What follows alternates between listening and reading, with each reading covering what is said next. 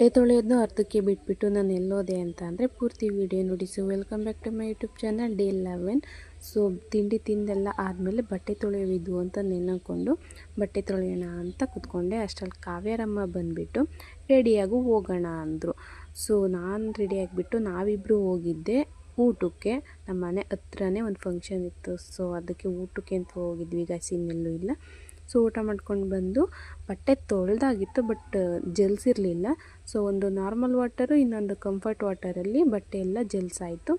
ಆಮೇಲೆ ಅಪ್ಪ ಬಂದುಬಿಟ್ಟು ಮನೆಗೆ ನೀರು ತುಂಬೋಣ ಅಂತ ಬಾವಿ ಆನ್ ಮಾಡ್ಕೊಂಡು ಬಂದರು. ಸೊ ಮನೆಗೆಲ್ಲ ನೀರು ತುಂಬಾಯಿತು. ಆಮೇಲೆ ಬಟ್ಟೆ ಒಣಕೋಣ ಅಂತ ಹೋದೆ. ನಮ್ಮ ಮನೆ ಹತ್ರ ಸ್ವಲ್ಪ ಬಟ್ಟೆ ಒಣಾಕ್ಬಿಟ್ಟು ಮಿಕ್ಕಿದ್ದನ್ನು ಪಕ್ಕದ ಮನೆ ಹತ್ರ ಒಣಾಕ್ತೆ. ನಮ್ಮ ಮನೆ ಹತ್ರ ಜಾಗ ಇದೆ, ಬಟ್ ಹಗ್ಗ ಇರಲಿಲ್ಲ.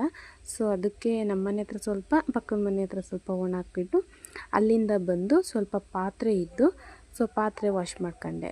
Thank you for